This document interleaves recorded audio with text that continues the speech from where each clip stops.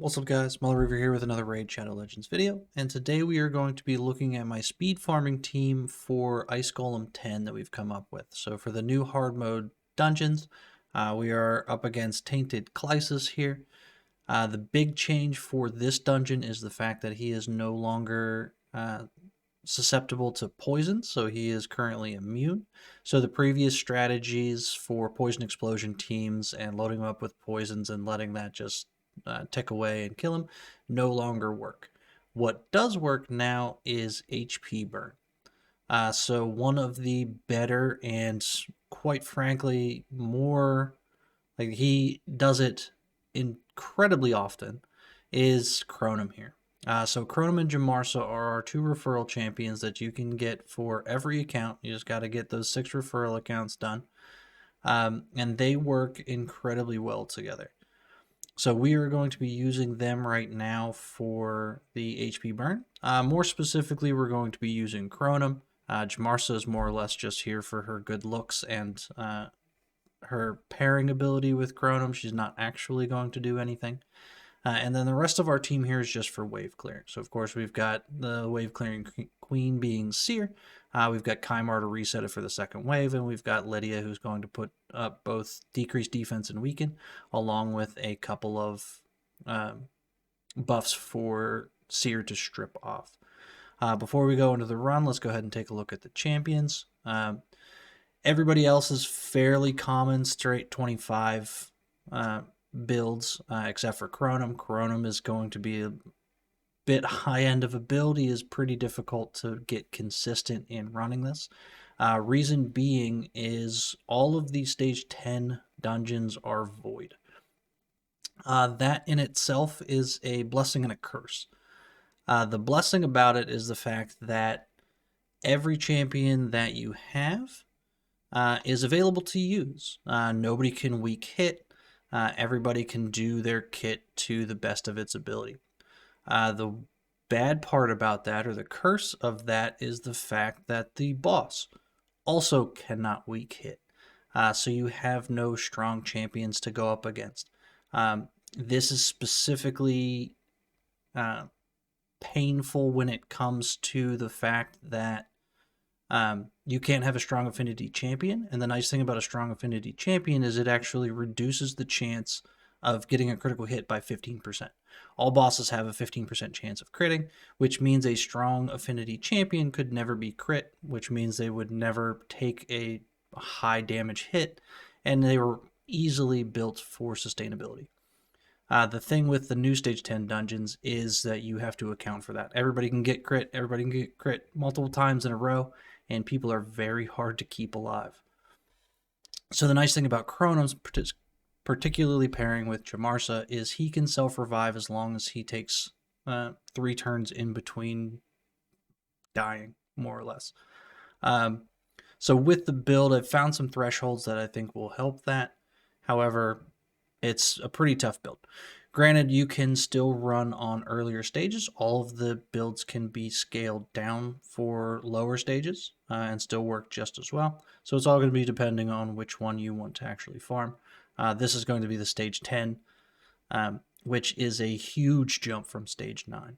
So let's go ahead and take a look at the champs and we'll see what we've got going on. So first, Jamarsa, like I said, she's not doing anything. I actually have her in a shield set just for the extra set of buffs for Seer to rip off.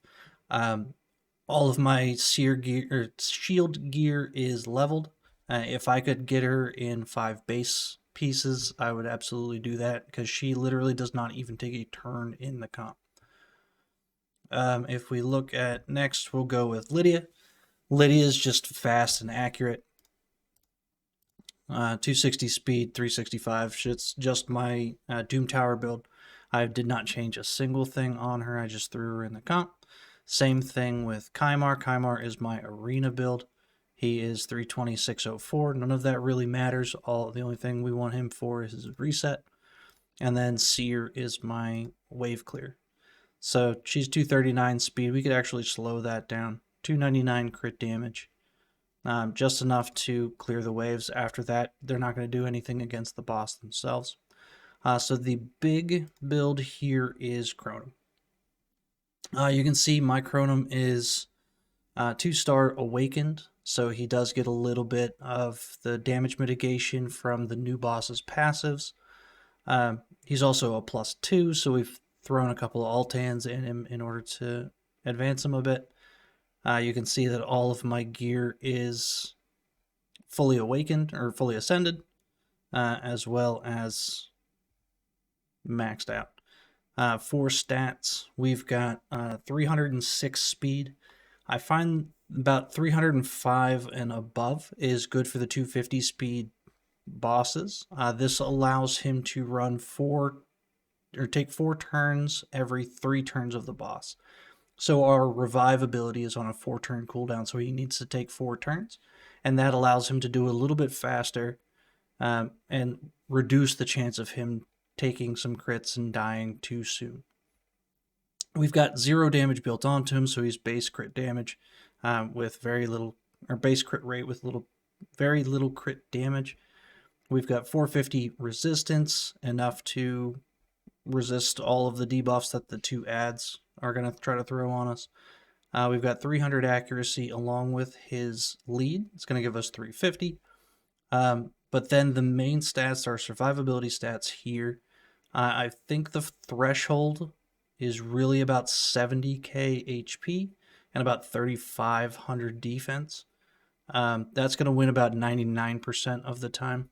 I added a little bit extra just to try to get that 1% so we can make it a full 100, because if you get crit like 2-3 times in a row, you have that chance of dying faster than the passive can get reset. He is fully booked for his masteries. We're basically trying to make him as fast as humanly possible. So we've got Circle of Magic to try to cool down his skills. We've got Spirit Haste to speed him up for the dead allies. We've got Oppressor, so all his active debuffs, he gets a turn meter increase, which would be all the HP burns that he's going to put up. And then we're just down the regular defense tree. So that is the build. Again, the stats can be scaled down if you are going against any of the lower dungeons. Particularly stage 9 is actually much easier because he is positive affinity for that, so you don't have to worry about getting crit. So you can build him much lower, which is actually what I had him before. I had him about 5500 HP, 55k HP, and 3k defense, and he was doing just fine on stage 9. But for stage 10, you have to ramp that up because the difference is quite significant. So let's go over the presets real quick. It's fairly simple. We have, for the first waves, obviously we've got Lydia coming in with her decreased defense and weaken skill on both of the wave rounds. On round 3, we've got her just default because she's going to die real quick anyway. Kymar is not going to reset anybody on the first round. However, he is going to on the second round. After that, we don't care what he does on the third round because, again, we want him to die real quick. Seer, pretty much the same story. Karma burn first round, karma burn second round, third round. We don't want her to karma burn because if she happens to get around to that, which she typically doesn't, but if she would, we don't need the retribution passive to get triggered. Jamarsa doesn't take a single turn in the comp, so she is set just as she is. For Crohnam, we don't really care about A1 or about round 1 because he's going to get reset for round 2.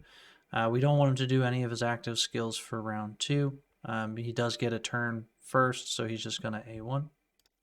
And then on round 3, we are going to prioritize his AoE HP burn placement, and then set his A2, which is the activation, as our second priority. This is also where he is going to get some healing out of it as well. And that's it. So pretty simple presets. Now let's go take a look at some runs once it wants to load. So Crohnam gets a turn, but it's just the wave clears. You can see Jamarsa just standing there doing nothing. Wave 2, same thing. And now here, so same strategy as typically before. We want the rest of the team to die pretty quick. The fact that these are normal builds and not tailor-made for the dungeon means they survive more than one hit. But if they were to fall from the first hit from the boss, this would actually speed it up a little bit, so there's definitely some min-maxing that we're able to still do. But you can see that Crohnam is just going to continually do that A2, which is going to activate any HP burns that are out there.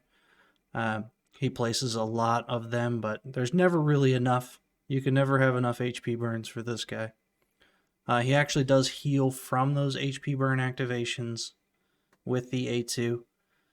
And you can see we are just whittling down the boss. We're never triggering the passive. The HP burns are just doing their job, so we have no damage built into it, so we're not worried about him coming down with a retribution. Having the ads alive actually helps because it's more HP burns. So there's more HP burns out there, more HP burns to activate. So you can see that run was 1:17. If you look at the thumbnail, fun fact is my best time, which actually was the world record currently, I put was 1:15 on the thumbnail. After I made the thumbnail, I did one run and I beat it by a second. So my thumbnail is already outdated. But you can see we're pretty close each time. So we'll let it run through one more time. So sub minute and a half, I think, is pretty solid for an Ice Golem run. I know Ice Golem is not the most popular of dungeons. However, Reflex Gear is particularly one of the best sets in the game. And I have farmed Ice Golem a ton. Obviously, running the Infinity Clan Boss team, you need a lot of it. It's also incredibly useful for, you can see Crohnam just dropped right there. However, he popped himself right back up thanks to Jamarsa being on the team. But Reflex Gear is incredibly powerful for Hydra and a lot of speed runs and things like that. So I farm Ice Golem a ton. I was excited to try to get this team to work. You can see he dropped again because we took enough turns that his passive reset. And this is the run. So it's just going to do this over and over. As long as we heal enough, there's no threat of dying or failing. With the debuffs that the ads place, so a change from the normal dungeons is the left ad actually used to hit, used to have an attack on your team, and he no longer does. So they are just standing there placing debuffs, so you don't have to worry about taking damage from them. And going fast enough, he actually resets himself enough that the debuffs aren't going to matter.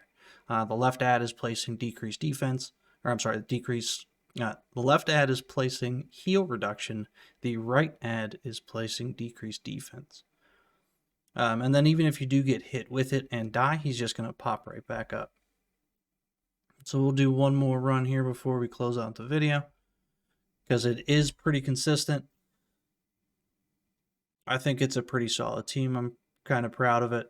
Getting the stats on Crohnam again is the hardest part. But there's absolutely nothing wrong with farming stage 9, which he does excel at, being strong affinity. So you can just let him rip at that with no worries.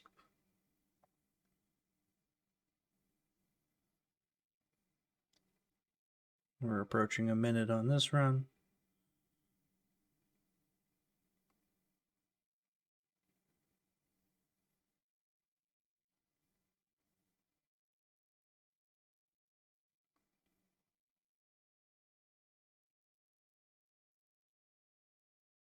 Now that one ad is dead, we're actually dying or slowing down a little bit. So it was 1:18. Didn't get any mythic out of those runs, but that's all right. So that's the team. Let me know what you guys think. Are you guys farming the Ice Golem dungeon? Do you guys not care about the Ice Golem dungeon? We'll put out some other videos on the other ones. Of course, Spider's currently bugged, so our fastest teams aren't going to be the fastest teams after they fix the bug. I do have a pretty good dragon team I'll put out a video on. Fire Knight is still up in the air with a lot of people still trying to figure out even how to beat the stage, let alone beat it quickly. I haven't even actually tried that really, so we still have to delve into that. But let me know what you guys think. What are you guys up to? Leave me a comment down below, hit that like and subscribe button, all that sort of fun stuff. And we will see you guys in the next video. Later.